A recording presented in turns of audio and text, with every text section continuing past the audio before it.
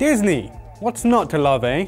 The House of Mouse has given us some of the most beloved films of all time with their wholesome mix of charming animation, memorable characters and hummable show tunes. Look for the bare necessities, the simple bare necessities.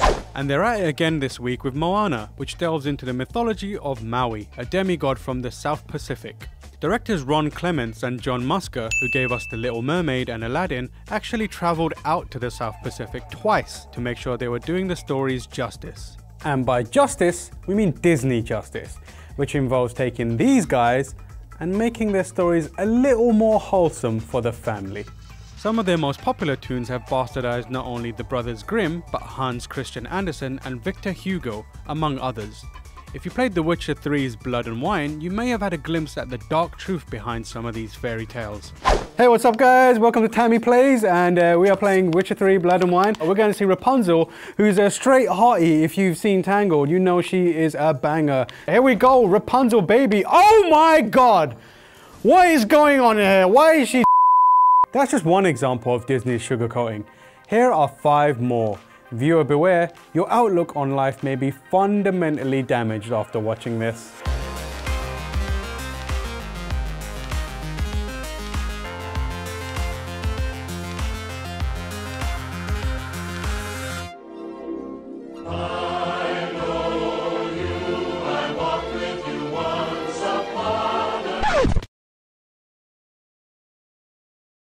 Sleeping Beauty, as written by Guillaume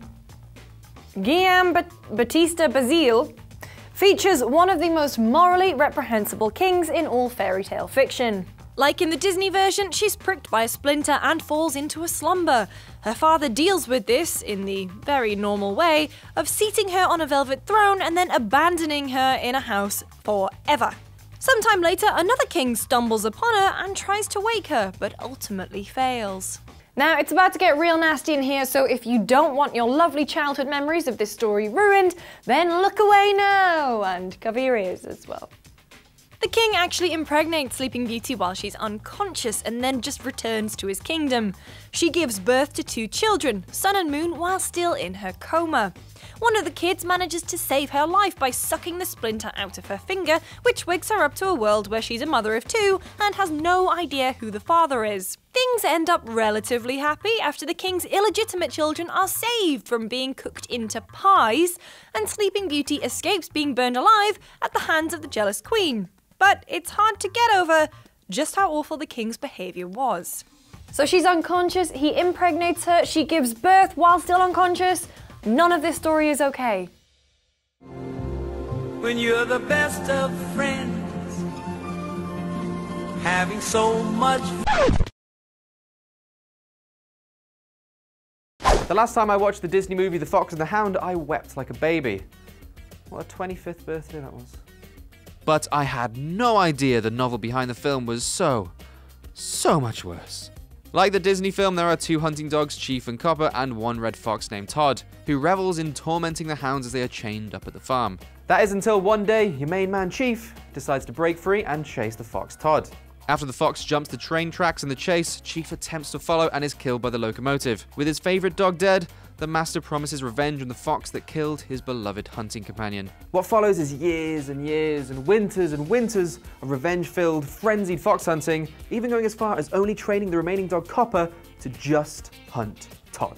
In their quest for revenge, Master and Copper head out into the woods to find Todd, pushing harder and harder for hours and hours until Todd can run no more and falls down dead from exhaustion. With Todd dead, the Master nurses Copper back to health before returning to his alcoholic ways. But when his deteriorating health forces him to move to a nursing home that unfortunately doesn't allow dogs, he takes his shotgun from the wall, leads Copper outside, and pets him ever so gently before ordering him to lie down. I swore I wouldn't cry making this video, but if there's one thing that always gets me, it's those poor dead animals. Dead animals and onions. Oh, my dog used to love onions.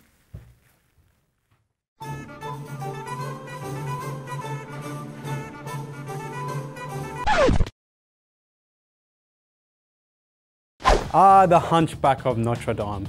The heartwarming tale of Quasimodo, a deformed outcast that becomes a hero to the people that once shunned him. But what if I told you that story is a lie, Quasimodo is a moron, and he's also a bit of a creep.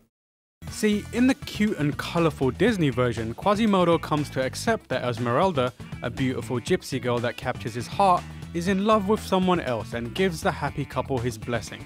It's a classic Disney fairy tale that ends with everyone living happily ever after. But in Victor Hugo's original version of the story, it doesn't quite wrap up as nicely as that. Oh no. In fact, the original ending is decidedly more tragic, with Esmeralda being hanged by Claude Frollo, who kills her because she's not interested in him.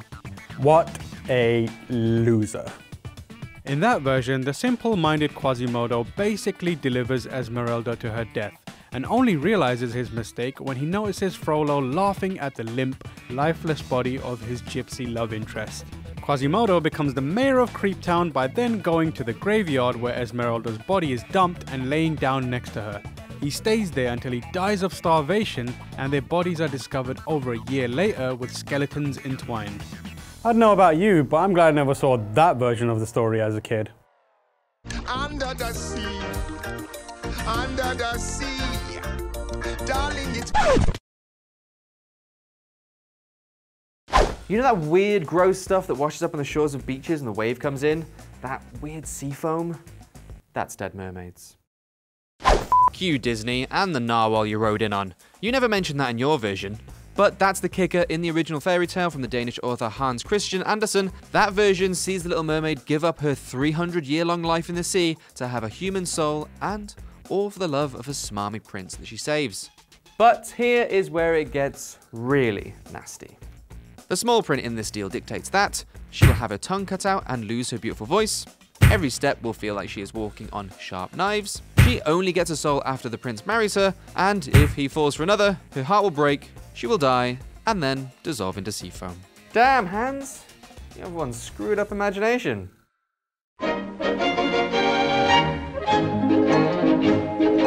Salagadoola, metricaboola, bibbidi bobbidi. For the most part, Disney's take on Cinderella is in line with the Brothers Grimm. It just leaves out all the self-mutilation. There's also the matter of Cinderella's father being alive in the Brothers Grimm version and him being a bit of a shitbag. After Cinderella's mother dies, he remarries, which is where the pretty-faced but cold-hearted stepsisters come in. They abuse innocent Cinderella, forcing her to work non-stop, calling her names, and generally making her life a living hell. From there, things go pretty much as you know it. Cindy is magically transformed into a beautiful fair maiden. She captures his heart, but vanishes just before midnight on each day, leaving her slippers behind on the third. But things get a bit gruesome from this point. When the prince shows up to Cindy's house to find his would-be queen, one of the stepsisters cuts off her own toes so she can fit into the slippers and live a life of luxury and privilege. Take it away, Jamie. Oh, she's a gold digger. Way over town. That digs on... The prince sees through the ruse and moves on to the other sister, who tries cutting off part of her heel instead. The third time is a charm, however, and the slipper fits. Things end happily with Cindy marrying the prince and then commanding some doves to peck out her stepsister's eyes. And you know what? We don't blame her.